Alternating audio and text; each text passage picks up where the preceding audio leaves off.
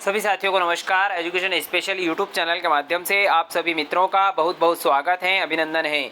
जैसा कि सभी साथी जानते हैं, एजुकेशन स्पेशल यूट्यूब चैनल के माध्यम से समय समय पर विभिन्न जानकारियां आप तक पहुंचाने का प्रयास इस प्लेटफॉर्म के माध्यम से किया जाता है। आज फिर एक महत्वपूर्ण वीडियो जैन धर्म बौद्ध धर्म के प्रसार के बारे में, साथ ही साथ तीर्थ यात्रियों के बारे में यहाँ पर मैं आपको बताने वाला हूँ, जो कि परीक्षा की दृष्टि से बहुत ही महत्वपूर्ण प्रश्न है और परीक्षा में पूछे जाते हैं। चाहे विभिन्न प्रतियोगिता परीक्षा हो, चाहे पाठ्योत्तर गतिविधियों के अंतर्गत प्रश्नोत्तर हो, उसमें ये प्रश्न पूछे जाते हैं। तो साथियों, आज की इस वीडियो में मैं आपको बताने वाला हूँ। इससे पहले यदि आप चैनल पर नए हैं और आपने चैनल को सब्सक्राइब नहीं किया है तो प्लीज़ आप चैनल को सब्सक्राइब कर लें और बेल आइकन को प्रेस कर लें। आइए जान लेते हैं बौद्ध धर्म के प्रसार के बारे में। कुषाण शासक कनिष्क के समय बौद्ध धर्म की नई धारा का विकास हुआ था, उसका नाम है महायान। महायान की दो मुख्य विशेषताएं हैं। पहली विशेषता थी बुद्ध की प्रतिमाएं बनने लगी और दूसरी विशेषता है बोधिसत्व की पूजा लोकप्रिय हुई। अगला है, पहले मूर्तियों में बुद्ध की उपस्थिति सिर्फ संकेतों के माध्यम से दर्शाई जाती थी, लेकिन अब बुद्ध की प्रतिमाएं बनाई जाने लगी हैं। बुद्ध की अधिकांश प्रतिमाएं बनाई जाने लगी मथुरा और तक्षशिला में। बोधिसत्व किन्हें कहा जाता है?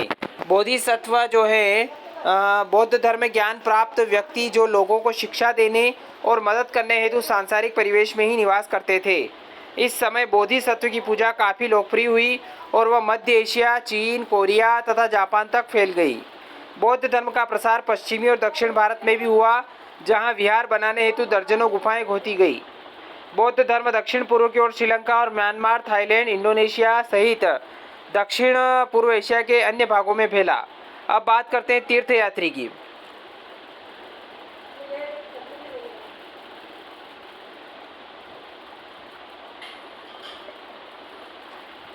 स्त्री पुरुष जो प्रार्थना के लिए पवित्र स्थानों की यात्रा करते हैं तीर्थयात्री कहलाते हैं।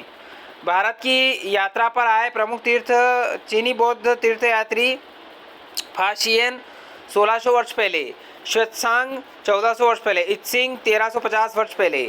प्रत्येक तीर्थयात्री ने अपना यात्रा के दौरान आई मुश्किलों तथा अपने साथ ले जाने वाले किताबों के बारे में भी लिखा। प्रसिद्ध बौद्ध विद्या केंद्र जिसमें श्वेतसांग और अन्य तीर्थयात्रियों ने अध्ययन किया, वो है नालंदा बिहार में। श्वेतसांग द्वारा वर्णित नालंदा की विशेषताएं। यहाँ के शिक्षक योग्यता और बुद्धि में सबसे आगे हैं। यहाँ के शिक्षकों द्वारा बुद्ध के उपदेशों का ईमानदारी के साथ पालन किया। मठ के नियम सख्त हैं, जिसका पालन सभी को करना पड़ता है।